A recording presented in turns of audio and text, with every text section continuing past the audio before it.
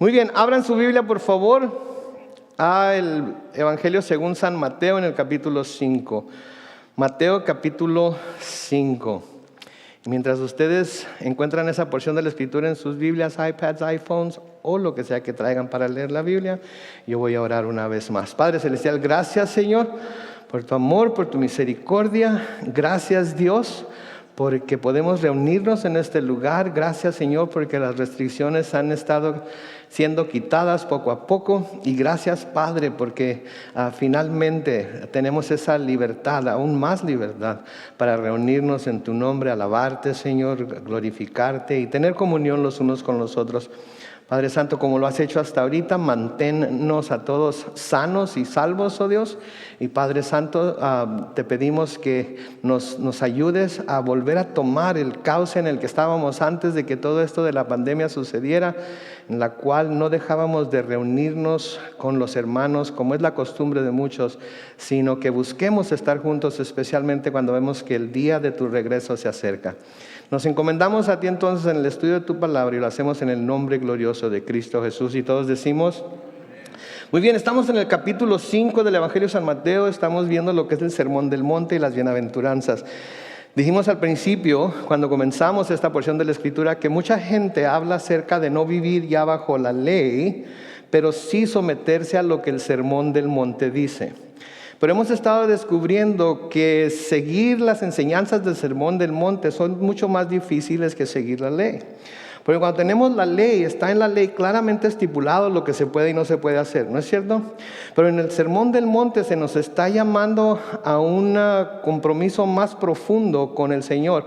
Cuando ya hemos recibido, ¿sí? Cuando ya hemos estado de acuerdo con Él, que somos pecadores, que necesitamos su perdón, se nos llama a un caminar mucho más profundo con Él.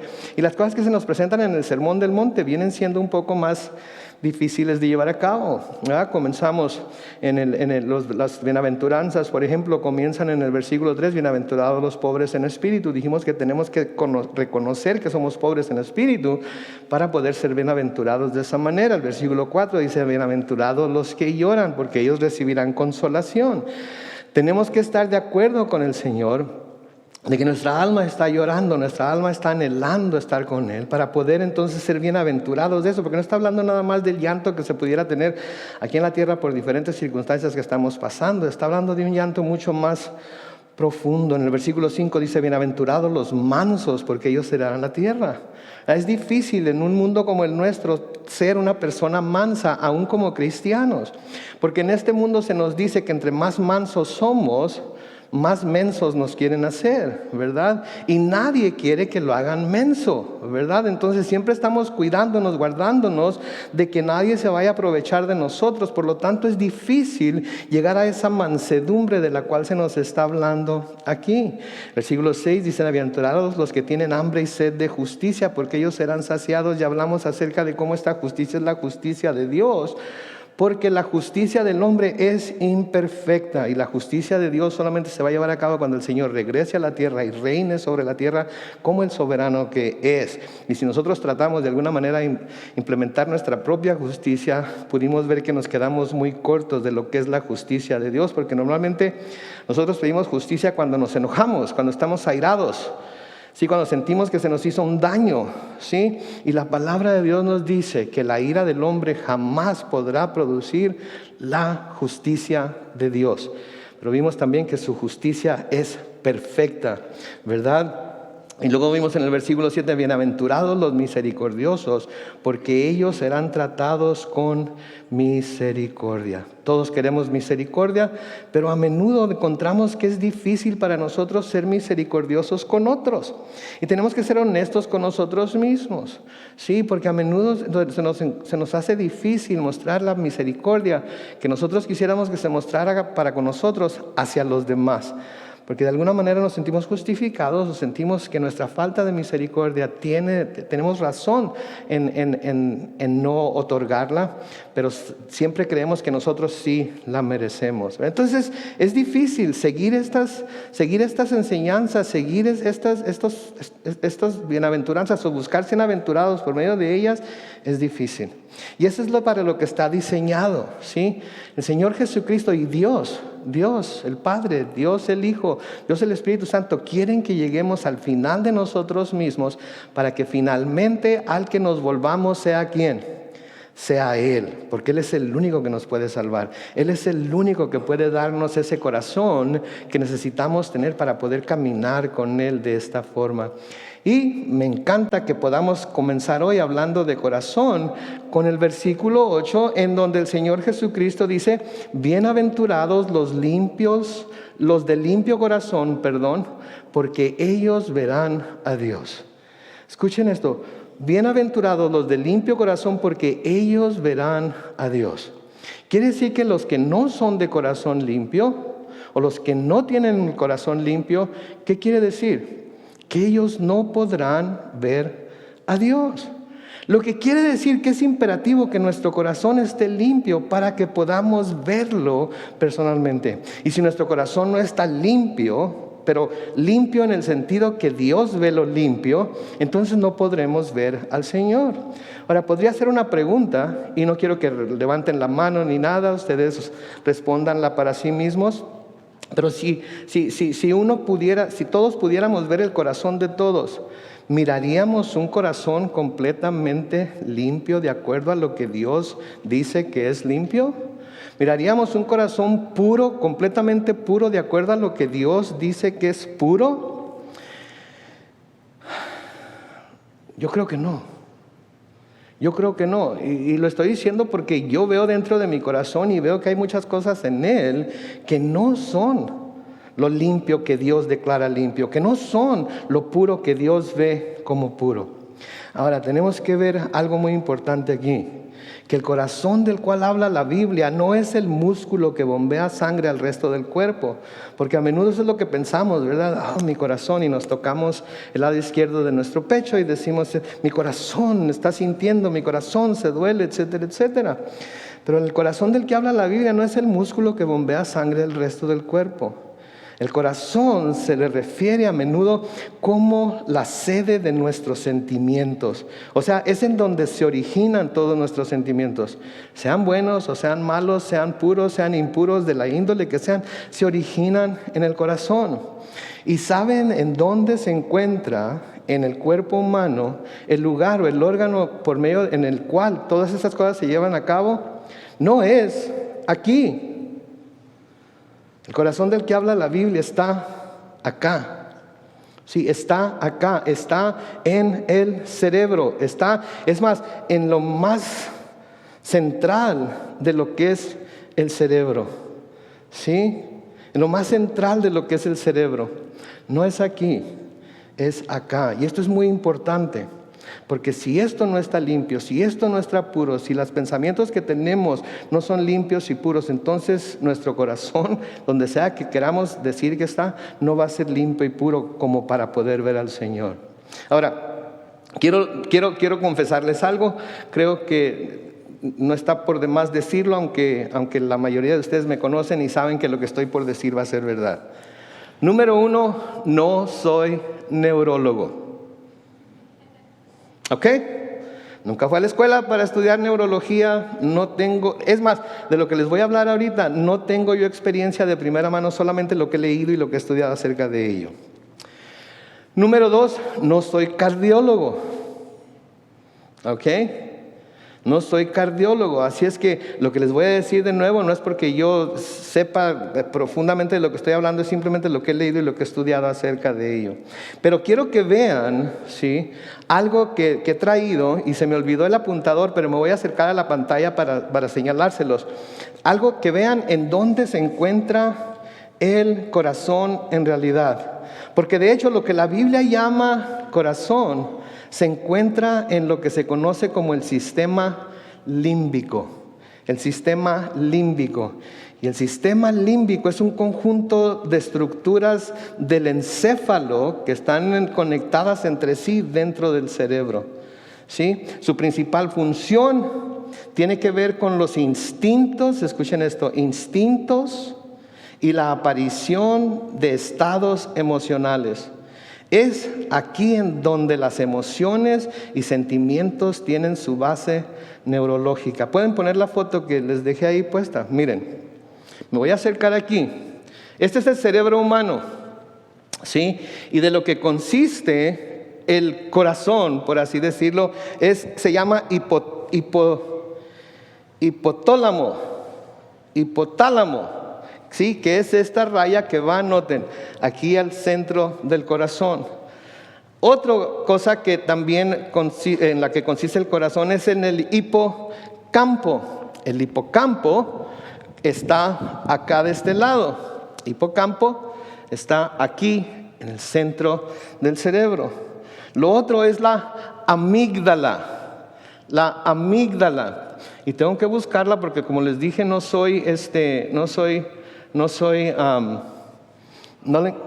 acá está. La amígdala. Noten en dónde está la amígdala. En el mero centro del cerebro. Y luego, ¿sí? Después de la amígdala hay otras áreas cercanas que están ahí descritas, que no las voy a mencionar todas, pero hay otras áreas cercanas. Entonces, sería más correcto, y ya pueden quitar la foto, por favor, sería más correcto decir, te amo con todo mi sistema límbico, que decir te amo con todo mi corazón. Porque el corazón no tiene nada que ver con ello. Todo está acá arriba. De ahí la importancia de lo que Pablo nos dice, ¿sí? Acerca de no conformarnos a este siglo, acerca de que nuestro cerebro, nuestra mente debe estar llena de lo que es la palabra de Dios y de los principios que Dios nos presenta en su palabra y no de las cosas que hay en el mundo. De nuevo, no quiero que me respondan, quiero que se examinen a sí mismos, así como yo me examino a mí mismo cuando veo estas cosas. ¿Qué tanto tiempo pasamos llenando nuestro cerebro de las cosas del cielo, de las cosas de Dios, comparado con el tiempo que pasamos llenando nuestro cerebro de las cosas del mundo? No contesten ustedes mismos ahí en su banca en donde están. Esposos, no volteen a ver a su esposa y viceversa. Ustedes solitos ahí en su corazón, examínense y contesten a esa pregunta. Entonces el corazón es la sede de la conciencia. El corazón es en donde está nuestro verdadero ser, nuestro verdadero yo. No es esto. Este es un músculo nada más que está bombeando la sangre. Es afectado, este músculo es afectado por lo que sale de acá, lo que entra acá, es afectado. Porque cuando vemos a la persona amada, ¿cómo nos hace el corazón? Especialmente cuando acabamos de enamorarnos. ¿Sí? Y ya cuando llevamos tiempos de casados, también el corazón, ¿verdad? Cuando los vemos, ¿verdad? Porque sentimos como que vamos a tener que hacer algo, si no nos vamos a estallar, ¿verdad? Pero está acá. Es lo que se piensa, es lo que entra en nuestro cerebro, ¿sí? Es lo que nos hace lo que somos. Ahora, bienaventurados los del limpio corazón, porque ellos verán a Dios. Aquí tenemos un gran dilema como seres humanos, ¿ok? Tenemos un dilema muy grande como seres humanos, porque si el corazón es la sede de nuestra conciencia, tenemos un problema muy serio. Porque en Jeremías capítulo 17 y el versículo 9 se nos dice que el corazón es engaño. Y más que ¿qué? Que todas las cosas. Y luego nos dice, ¿quién puede decir que lo conoce? Nosotros conocemos nuestro propio corazón y sabemos o lo blanco que es o lo negro que es. O lo gris que es. O lo rojo que es. Porque nosotros conocemos nuestros pensamientos. Nosotros sabemos lo que pensamos de la gente, nosotros sabemos de lo que pensamos de aquellos que consideramos nuestros amigos y de aquellos que consideramos nuestros amigos, de aquellos que decimos amar y de aquellos que decimos aborrecer. Porque sí, a veces aborrecemos gente, ¿sí? Y a veces es gente muy cercana a nosotros. ¿Sí? Entonces, el corazón es engañoso y perverso, más que todas las cosas, ¿quién puede decir que lo conoce? Vamos a hablar más de esto cuando lleguemos a este punto de Mateo, pero en Mateo capítulo 15 y el versículo 19, el Señor Jesucristo mismo nos dice, porque ¿de dónde? Del corazón salen los malos deseos, los homicidios, los adulterios, las fornicaciones, los robos, los falsos testimonios, las blasfemias. Las blasfemias. Entonces noten lo que hay en el corazón humano. Noten la palabra de Dios dice que de lo que hay en el corazón, ¿qué? ¿Se ha dado cuenta usted de cómo habla cuando se enoja? Entonces, ¿quiere decir que eso es lo que hay en su corazón? Sí. Sí, no queremos aceptarlo. No queremos decir que eso es cierto. Pero si sale una maldición de nuestra boca, ¿de dónde salió? ¿Qué? Si sale una bendición de nuestra boca, ¿de dónde salió? ¿Se dan cuenta? Y Santiago nos dice que es imposible que de una misma fuente salga agua dulce y agua salada. Sin embargo, en nuestro estado natural, y sin embargo, como seres humanos que somos pecaminosos, es muy fácil para nosotros echar agua dulce, agua salada o agua amarga. Estamos gritándole al cónyuge y verás, y que cuando ve, y acá, suena el teléfono. Hermana, ¿cómo está? No la mire en la iglesia, ¿está bien? ¿Puedo orar por usted? Cuando unos momentos antes estaba diciéndole al marido hasta de lo que se iba a morir. Sí, hasta recordándole a su mamá. Lo digo y nos causa risa, pero es porque eso es lo que la palabra de Dios dice que es nuestro corazón. Entonces, por esa razón el corazón tiene que ser cambiado. El corazón tiene que ser regenerado, el corazón tiene que ser limpiado antes de que el hombre quiera y pueda someterse a Dios y por ende ver a Dios. ¿Sí? Y eso es precisamente lo que se quiere comunicar aquí. Porque hay solo una manera de que podemos lograr tener un corazón limpio y puro. ¿Y cuál es esa manera? Venir a Cristo, rendirnos a Cristo, para que Él nos purifique, para que Él nos limpie. Y es un proceso que va a tardar toda la vida, porque mientras estemos vivos, muchos de nosotros tenemos más experiencia en el mundo que la experiencia que tenemos con Cristo. Y aún la experiencia que tenemos con Cristo, en medio de ella hemos entrelazado mucha experiencia con el mundo, que no deja que la experiencia con Cristo sea en realidad lo que agarra nuestro corazón y nos transforma y nos cambia. En Salmo 24, los versículos 3 y 5 dice: ¿quién merece subir al monte del Señor? ¿Quién merece llegar a su santuario? Solo quien tiene limpias las manos y ¿qué? Puro el corazón. Solo quien no invoca a los ídolos ni hace juramentos a dioses falsos. Versículo 5, quien es así recibe bendiciones del Señor, Dios su Salvador le hace justicia. Ahora tomen en cuenta que esto es en el Antiguo Testamento. Ellos ya entendían que para poder acercarse a Dios, para poder ir al monte, para poder subir a adorar a Dios, tenía que haber ese corazón limpio, tenía que haber ese corazón puro.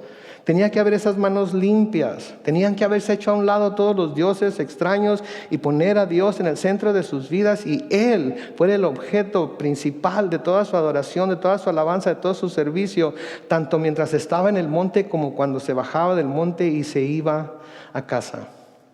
Si se acuerdan de David pecó con Betsabé, ¿se acuerdan? Y Natán fue y lo confrontó con el pecado que había cometido. Sí, David le pidió algo muy especial a Dios cuando se dio cuenta del pecado, de lo horrendo que había sido su pecado y de cuánto ese pecado había ofendido a Dios. En el Salmo 51, el versículo 10, David le pide a Dios: Dios mío, crea en mí ¿qué? Un corazón limpio y renueva en mí un espíritu de rectitud. ¿Saben que todos pecamos, cierto? Todos pecamos. Y cuando reconocemos nuestro pecado, esa es una de las cosas que debemos ir con Dios a pedirle, ¿sí? A que cree un corazón limpio en nosotros, a que renueve en nosotros su espíritu de rectitud, porque nosotros por nosotros mismos no lo vamos a poder lograr. Vamos a querer lograrlo. Te juro, Señor, que no más. Te prometo, Señor, que ya no lo voy a hacer. Te prometo, Dios, que de aquí en adelante, te prometo, y todo eso. ¿Y cuántas veces hemos prometido antes y hemos caído? Por eso necesitamos a Jesucristo, necesitamos de su bondad, necesitamos de su gracia. El profeta Isaías dice en Isaías 1:18: El Señor dice, vengan ahora y pongamos las cosas en claro. Si sus pecados son como la grana, se pondrán blancos como la nieve. Si son rojos como el carmesí, se pondrán blancos como la lana. Él es el único que lo puede hacer, mis hermanos y hermanas. Él es el único. Nosotros mismos no lo podemos hacer. Nadie más lo puede hacer. Toda la educación del mundo no lo puede hacer. Toda la psicología y psiquiatría del mundo no lo puede hacer. El único que lo puede hacer es Dios. El único que lo puede hacer es el Señor.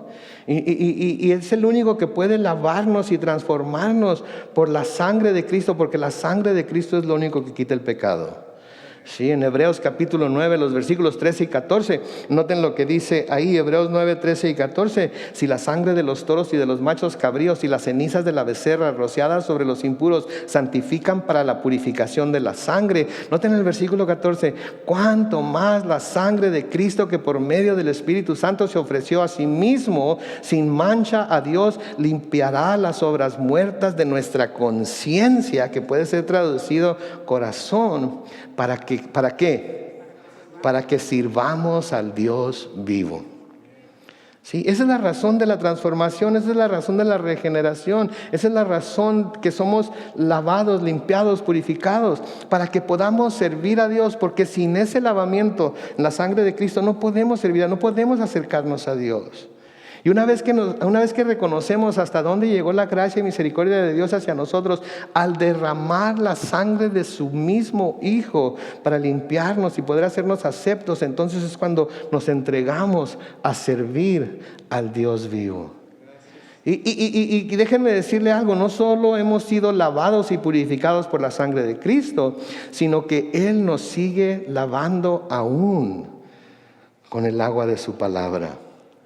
Si en uno de los pasajes que usamos mucho para recordar a los esposos la obligación que tienen delante de Dios para con su esposa, es algo que nos habla exactamente de por qué es tan importante para el esposo hacer esto. Y es porque el Señor Jesucristo es exactamente lo que ha hecho y está haciendo por su esposa, que es ¿quién?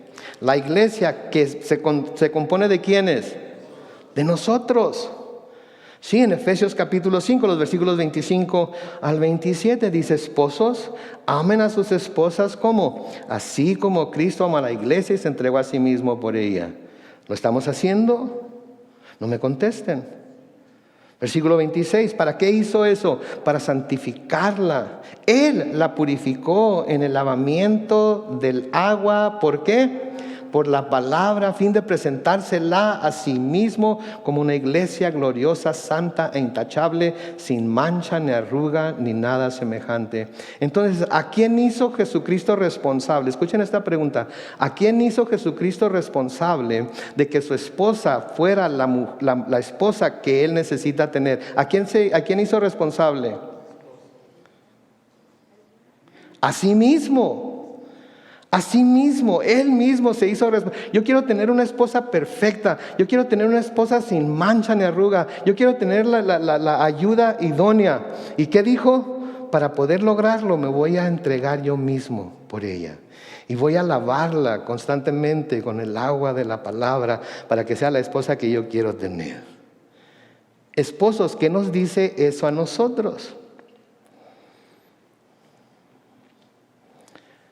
¿Quiénes somos los responsables de buscar tener la esposa que queremos tener? No, pero usted no conoce a mi esposa, pastor. Pero sí conozco a la esposa de Cristo. ¿Y cómo somos nosotros como la esposa de Cristo? ¿Somos siempre obedientes? ¿Siempre nos sometemos a Él? ¿Estamos dispuestos a servirle como Él nos ha servido a nosotros? No.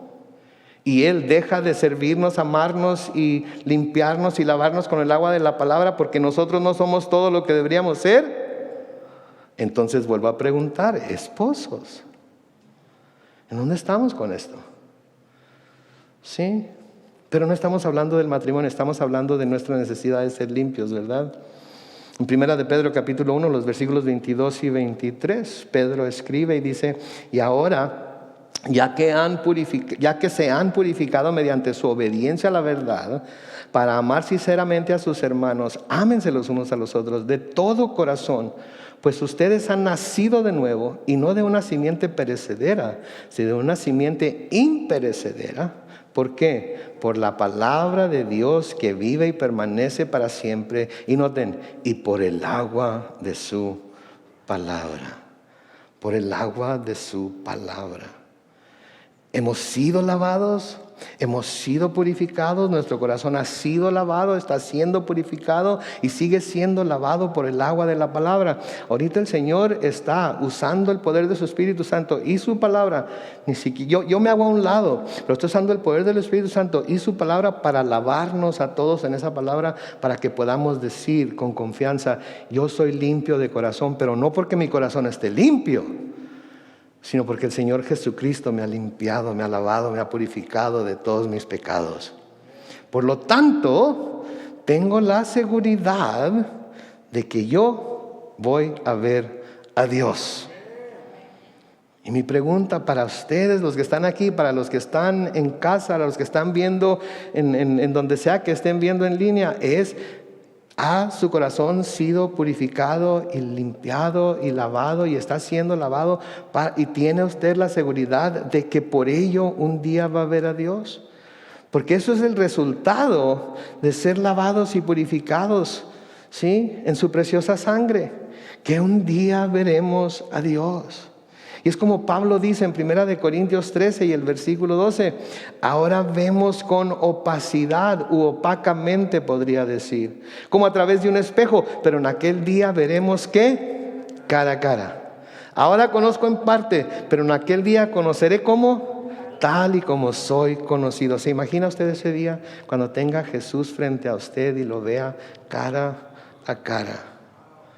¿Se lo imagina? ¿Alguna vez ha pensado: Señor, cuando esté delante de ti, como dice ese canto de puedo imaginarme, ¿verdad? O voy a caer de rodillas, o voy a danzar delante de ti, voy a cantar aleluya, o me voy a quedar simplemente sin poder hablar de ver lo glorioso que en realidad eres?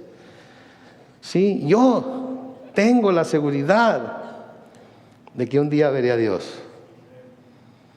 ¿Por qué?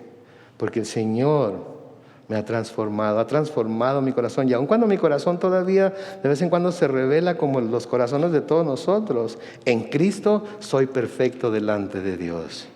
Y ustedes pueden tener la misma seguridad de que en Cristo, a pesar de todas sus deficiencias, de todas sus faltas, a pesar de esas cosas que todavía están siendo transformadas, pueden tener la seguridad de que un día van a ver a Dios. Luego en el versículo 9 de Mateo 5, noten lo que dice: Bienaventurados los pacificadores, porque ellos serán llamados hijos de Dios. Bienaventurados los pacificadores, porque ellos serán llamados hijos de Dios. ¿Qué quiere decir pacificadores? ¿Mande? Los que hacen que otros se reconcilien. Puede ser, pero va más allá. Los que buscan la paz. Porque es muy fácil hacer que otros se reconcilien, ¿verdad? Mira, perdónala, mira, que más vale que se reconcilien. Pero ¿y qué tal cuando yo no estoy dispuesto a reconciliarme? Me encanta. ¿Saben cómo se traduciría la palabra pacificadores al inglés? Así literalmente. Sería pacifier. ¿Saben lo que es un pacifier? Es lo que se les da a los niños cuando están inquietos y llorones y molestos, y que no para que se les da el pacifier, el chupón. ¿Y qué hacen los niños? Se quedan y se quedan bien pacíficos, ¿no es cierto? ¿Nunca han visto los videos de dos niños de más o menos de la misma edad, que uno se lo quita y el otro llora, y luego se lo arranca el otro llora? ¿Ok? El pacifier, el pacificador entre esos dos niños, va a ser el que diga: tú quédate con él. Tú quédate con él para que no estés molesto. Pregunta: si todos fuéramos bebés, si todos fuéramos esos dos bebés, si los que veo en parejas ahí, ¿sí?, especialmente, pero los que no, piensen en su pareja, ¿verdad? Si no la tienen, entonces piensen cuando lleguen a tener una pareja, ¿verdad? Y los dos están molestos.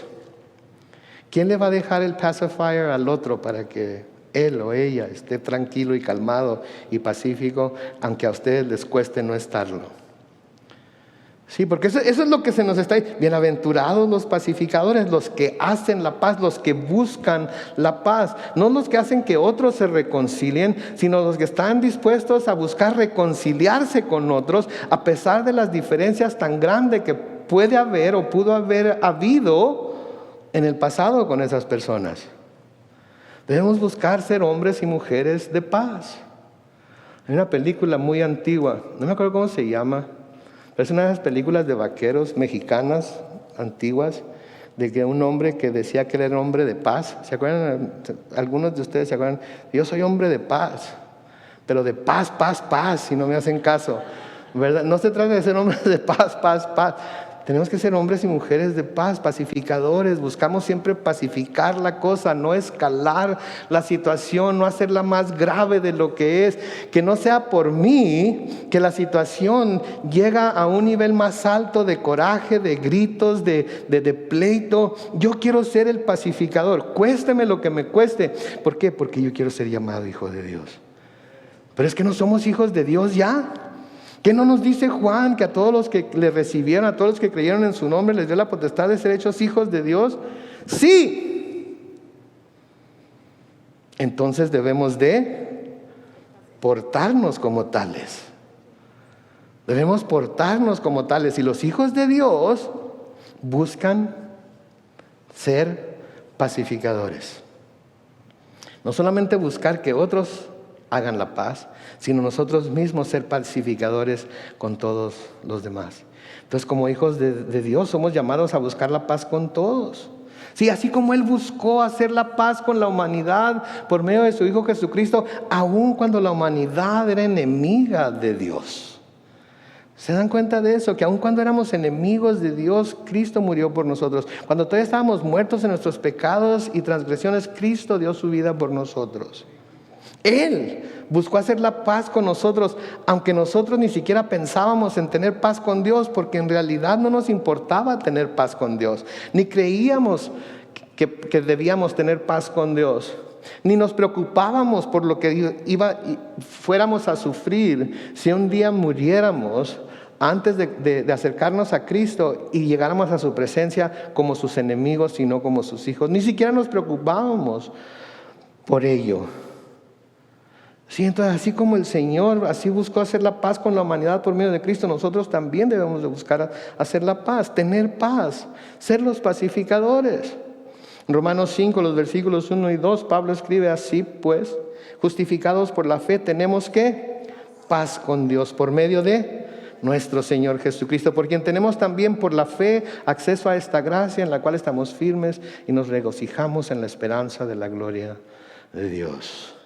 Y la palabra nos llama a ser imitadores de Dios. La palabra no nos deja que nos afemos con ese pretexto que a veces ponemos. Es que soy un trabajo en proceso, ¿verdad? Es que no soy perfecto, soy perdonado. ¿Sí? Esos son pretextos que ponemos para no poner un esfuerzo en cuidar de nuestra salvación con temor y temblor, como nos dice Pablo, ¿verdad? Son pretextos que ponemos porque de alguna manera justifican mi forma de ser, justifican lo que estoy haciendo y los demás no pueden alegar conmigo. ¿Sí? Porque ¿quién va a alegar con alguien que dice soy una obra en proceso? ¿Verdad? Les vamos a decir como se les dice en México, pues has de ser una obra negra, ¿verdad? Porque... no soy perfecto, soy perdonado. Ok. Pero la Biblia nos llama a ser imitadores de Dios. En Efesios 5, los versículos 1 y 2, Pablo dice a los efesios, por tanto, ¿qué? Imiten a Dios. Efesios capítulo 5, los versículos 1 y 2, dicen que no está, ok. Pero esto es lo que dice, se los prometo. Por tanto, imiten a Dios como hijos amados. Vivan en amor como también Cristo nos amó y se entregó a sí mismo por nosotros como ofrendas y sacrificio a Dios de aroma fragante. ¿Qué nos está diciendo Pablo aquí? que debemos imitar a Dios. Él nos llama a ser santos como Él es santo. Él nos llama a ser perfectos como Él es perfecto. Pero pastor, no puedo. Yo sé que no puede. Dios le está pidiendo algo imposible, pero no le está pidiendo que haga algo para lo cual Él no está dispuesto a darle la fortaleza y la habilidad para hacer. En Romanos 12 y el versículo 18 creo que ese sí debe estar. Si es posible, y en cuanto dependa de nosotros, vivamos en paz con ¿quiénes? Ok, vamos a decirlo otra vez. Si es posible, y en cuanto dependa de nosotros, vivamos en paz con ¿quiénes? No contesten otra vez, ¿ok? Pero están en paz con todos ahorita, en este momento. Piensen, ¿están en paz con todas las personas que deben estar en paz? No con las personas que deben estar en paz. Están en paz con todas las personas que conocen.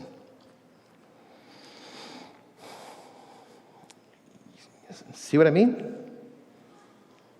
¿Verdad? Es algo que el Señor nos está... Ahora, ¿cuándo no depende de nosotros estar en paz con alguien? ¿Cuándo no depende? Siempre depende de nosotros. Porque yo decido si le sigo la onda o digo, ok, está bien, tú ganas. Está bien. Te doy... Hey, si eso es lo que necesitas, si eso es lo que quieres, con tal de que estemos en paz, estoy dispuesto a ceder. Siempre depende de nosotros. Siempre. Si depende de nosotros, debemos buscar vivir en paz con todos. Romanos 14, 19, Pablo dice, así que sigamos lo que contribuye a la paz y la mutua edificación. ¿Escucharon eso? Sigamos lo que contribuye a la paz. ¿Lo que estoy por hacer ahorita va a contribuir a la paz con esta persona o va a contribuir al pleito? ¿Va a contribuir a la paz de nuestro matrimonio, de nuestra relación padre e hijo o hija, madre e hija o hijo? ¿Va a contribuir a la paz entre nosotros o va a ser todo lo contrario? ¿Lo que estoy por hacer ahorita va a causar edificación en él, en ella, en ellos? ¿O voy a destruir con lo que voy a hacer o con lo que voy a... Digo, la palabra es muy clara, ¿no es cierto? La palabra, y por eso les leo tantos versículos como les leo, porque no quiero que piensen, oh, es que está hablando de... Eso es lo que él cree, eso es lo que él piensa, ese es su interpretación. No, mis hermanos, se los estoy leyendo directamente de la Biblia en el contexto que les está diciendo, porque quiero que vean que eso es lo que Dios piensa. No está basado en mis experiencias, porque mis experiencias, hay muchas que van contrario a todo lo que les estoy leyendo ahorita. Completamente contrario. Pero por eso el Señor me lo da a mí para decirme, mírate tú al espejo, médico, sánate tú mismo. Pero luego se los tengo que decir a ustedes, porque ay de mí si no predico el evangelio, como decía Pablo, ay de mí si no digo lo que el Señor me ha dicho a mí.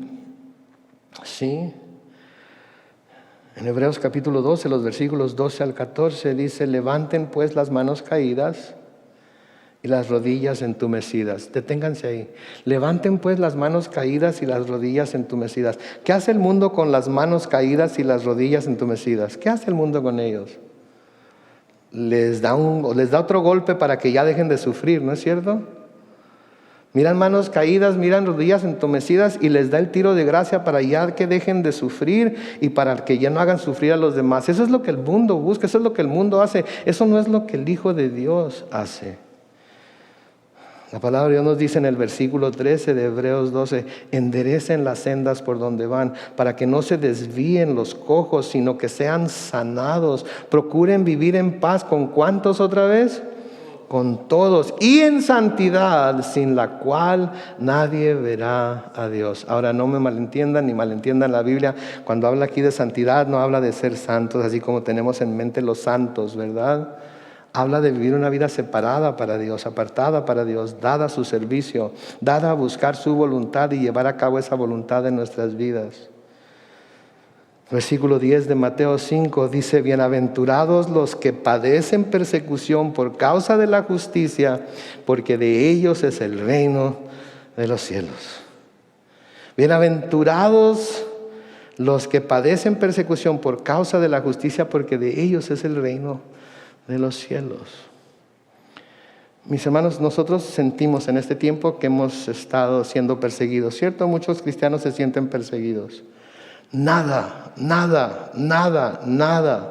se puede comparar. Ninguna persecución que estemos sufriendo ahorita, no digo que no la vamos a sufrir más tarde, pero ninguna persecución que sintamos o creamos que estamos sufriendo ahorita se comparta con la persecución que sufrieron los apóstoles de Jesucristo, los cristianos que vinieron a Cristo por medio de su predicación, y mucho menos la persecución por la cual pasó nuestro Señor Jesucristo. Nada. Y nada de la persecución que nosotros pensamos o creemos que estamos sufriendo ahorita se compara con la persecución que están sufriendo cristianos en el Medio Oriente, en China, en México mismo, en Centro y Sudamérica, nada más por ser cristianos. Nada. Y quejarnos no nos viene bien, mis hermanos. No se nos ve bien. Porque en realidad no tenemos nada de qué quejarnos, ¿sí? Y es más, les digo una cosa, esto es lo que la palabra de Dios nos dice que vamos a pasar, ¿sí? Mientras caminamos por esta tierra, mientras peregrinamos por esta vida, ¿sí? En Hechos, no la van a poner en la pantalla, así es que van a tener que buscarla rápidamente si lo quieren leer conmigo, pero en Hechos capítulo 14, después de que Pablo fue apedreado en Listra, en los versículos 20 al 22, dice esto, hablando de Pablo, Hechos 14, 20 al 22. Pero los discípulos lo protegieron y Pablo se levantó y entró en la ciudad. Acuerden que apedrearon a Pablo y creyeron que estaba muerto. O él mismo dice en Corintios que parece ser que estaba muerto. Sí, entonces Pablo se levantó y entró en la ciudad y al día siguiente salió con Bernabé para Derbe.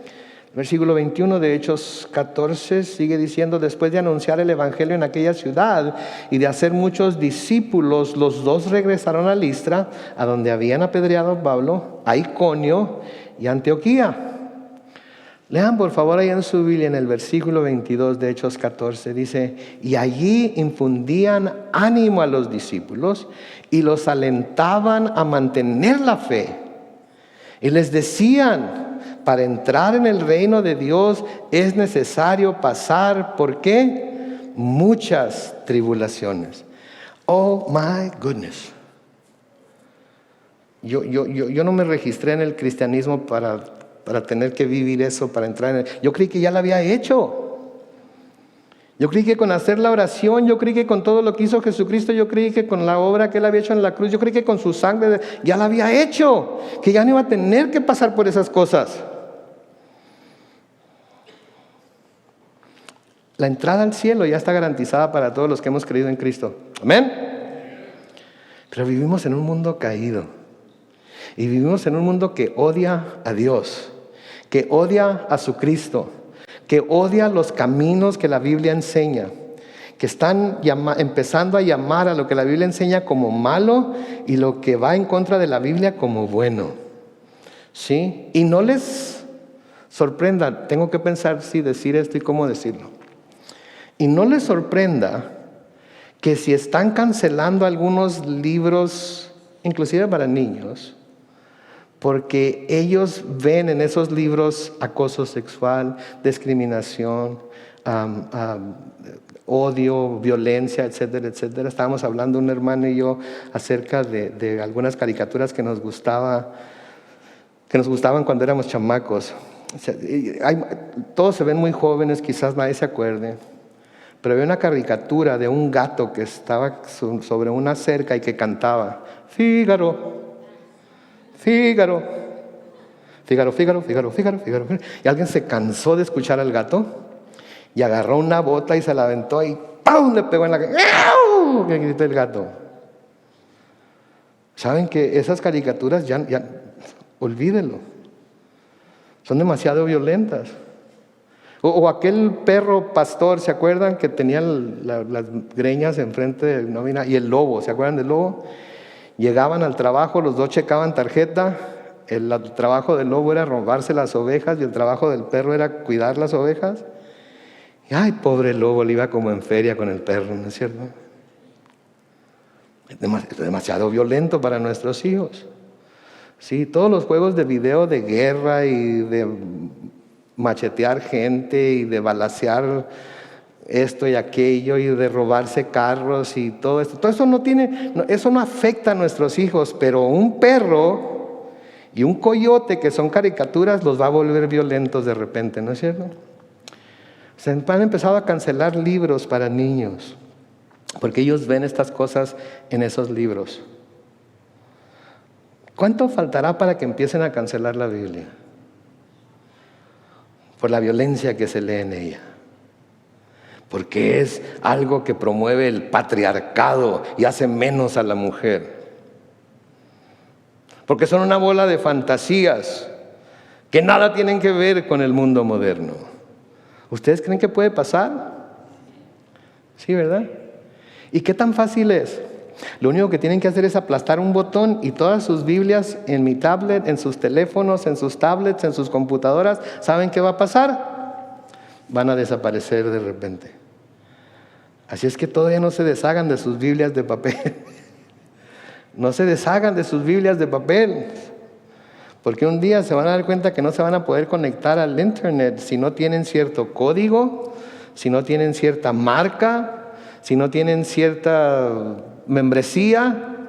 Y todas esas Biblias, en todas las versiones que tenían y libros, van a desaparecer de repente. ¿Y saben qué? Van a necesitar esa Biblia de papel delante de ustedes. Así es que todavía no se deshagan de ellas.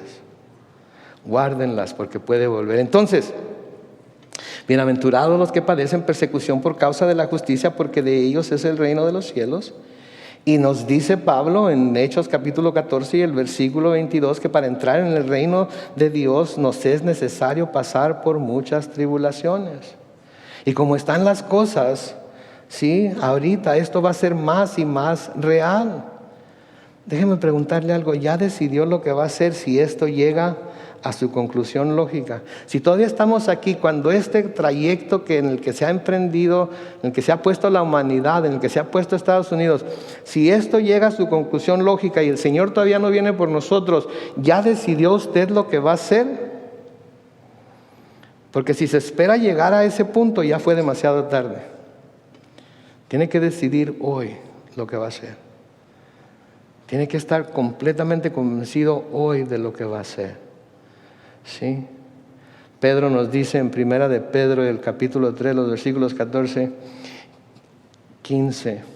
Dichosos ustedes si sufren por causa de la justicia, así que no tengan miedo ni se asusten. Al contrario, honren en su corazón a Cristo como Señor y manténganse siempre listos para defenderse con mansedumbre y respeto ante aquellos que les pidan explicarles la esperanza que hay en ustedes. Sigue diciendo el Señor Jesucristo en el versículo 11 y 12 de Mateo 5, bienaventurados serán ustedes cuando por mi causa los insulten y persigan y mientan y digan contra ustedes toda clase de mal. ¿Se dan cuenta? Cuando por mi causa, ¿sí? Cuando mientan y digan contra ustedes toda clase de mal, cuando mientan, si están diciendo algo que es cierto acerca de usted, ni se enoje. Porque si están diciendo algo que es cierto, ¿para qué se enoja? Simplemente están diciéndole la verdad. Y a veces la verdad no peca, pero ya se lo saben, así es que qué bárbaro, qué bárbaro. Versículo 12 dice, gócense y alégrense, porque en los cielos, me encanta esta palabra, ya tienen ustedes un gran galardón, pues así persiguieron a los profetas que vivieron antes que ustedes. Gócense. En lugar de quejarse. ¿Se acuerdan los discípulos cuando el Sanedrín, cuando el concilio los mandó que los azotaran y los encarcelaran? ¿Se acuerdan cómo salieron de ahí salieron gozosos de haber sido encontrados dignos de sufrir por la causa de Cristo? Pero nosotros nos consideramos, nos llenamos de gozo pensando en la persecución que pudiéramos pasar por la causa de Cristo. Les digo una cosa, no. especialmente el cristiano estadounidense. El cristiano estadounidense está listo para pelear por su derecho de ser cristiano. ¿Sí? Y está bien, tenemos el derecho de serlo, pero sepan que vamos a sufrir por ello un día, si el Señor retrasa su venida. Estamos listos para ello. ¿Sí? Pablo le dice a Timoteo en 2 de Timoteo capítulo 3, los versículos 10 al 12, pero tú has seguido mi doctrina, conducta, propósito, fe, longanimidad, amor, paciencia. Versículo 11, persecuciones y padecimientos como los que me sobrevinieron en Antioquía, en Iconio y en Listra, recordando la pedreada que le pusieron. Persecuciones que he sufrido y de las cuales, ¿qué dice? Me ha librado el Señor. También todos los que quieran vivir piadosamente en Cristo Jesús, ¿qué dice ahí en las últimas dos palabras? Padecerán persecución. Padecerán persecución emocional, en algunos casos física, sí, definitivamente espiritual. Pedro nos dice en 1 de Pedro 3, en el versículo 14, dichosos ustedes si sufren por causa de la justicia, así que no les tengan miedo ni se asusten. ¿Qué es lo peor que nos pueden hacer? Y luego nos vamos al cielo. ¿Quién no quiere irse al cielo? Yo sí, Señor, pero todavía no. No, claro que no, ¿verdad? Tiene que ser en el tiempo que Él tiene. Pero eso es lo peor que nos pueden hacer, mis hermanos, como cristianos. Es lo peor. ¿Sí? Y tenemos que vivir en Él, para Él, ¿sí? Y la vida cristiana tiene sus sufrimientos, la vida cristiana tiene su persecución, ¿sí? Sí, la vida cristiana tiene repercusiones. En Romanos capítulo 8 y el versículo 17, nos vamos a brincar algunos versículos, pero en el Romanos 8 capítulo 17, noten lo que dice: y si somos hijos, somos también herederos, herederos de Dios y coherederos con Cristo. ¿Quién dice amén? Si es que padecemos juntamente con Él, para que juntamente con Él seamos glorificados. ¿Quién dice amén? Es muy fácil decir amén a lo uno y pasar por alto completamente lo segundo. Noten que dice ahí, si es que padecemos juntamente con Él. Escuchen la definición de padecer: sentir física y corporalmente un daño, dolor, enfermedad, pena o castigo. Número 2, soportar agravios, injurias, pesares, etc. Número 3, sufrir algo nocivo y desventajoso, padecer engaño, error, equivocación. Número 4, sufrir, recibir daño. ¿Estamos dispuestos a sufrir, recibir daño por causa de Cristo, por causa de la justicia?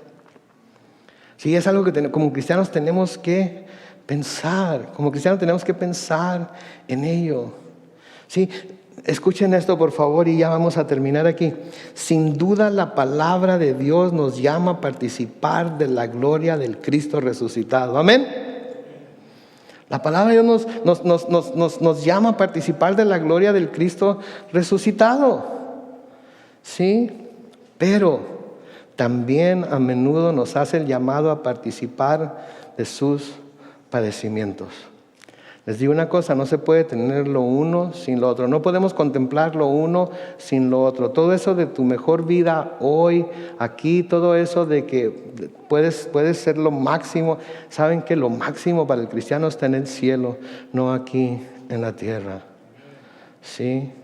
En Filipenses capítulo 3, los versículos 8 al 11 dice: y a decir verdad, incluso estimo todo como pérdida por la excelencia del conocimiento de Cristo Jesús, mi Señor.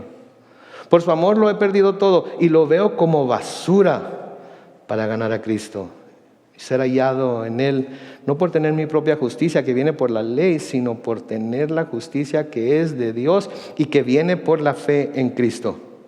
Ahora escuchen versículo 10 y 11. A fin de conocer a Cristo y el poder de su resurrección y de participar de sus padecimientos para llegar a ser semejante a Él en su muerte, si es que de alguna manera llego a la resurrección de entre los muertos. Pablo reconocía esto. Quiero conocer el poder de su resurrección, pero también quiero y estoy dispuesto a participar de sus padecimientos.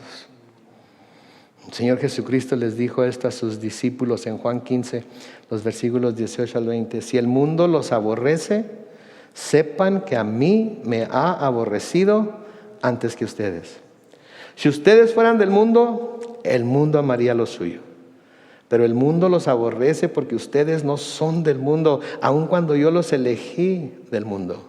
Versículo 20, acuérdense de la palabra que les he dicho. El siervo no es mayor que su Señor. Si a mí me han perseguido, también a ustedes los perseguirán. Si han obedecido mi palabra, también obedecerán la de ustedes.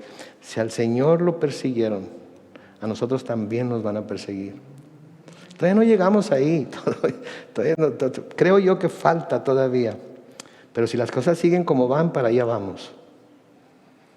Bienaventurados, nos dice aquí el Señor, cuando por causa de Él nos insulten, nos persigan, mientan y digan toda cosa contra nosotros, debemos gozarnos y alegrarnos, porque en los cielos ya tenemos un galardón.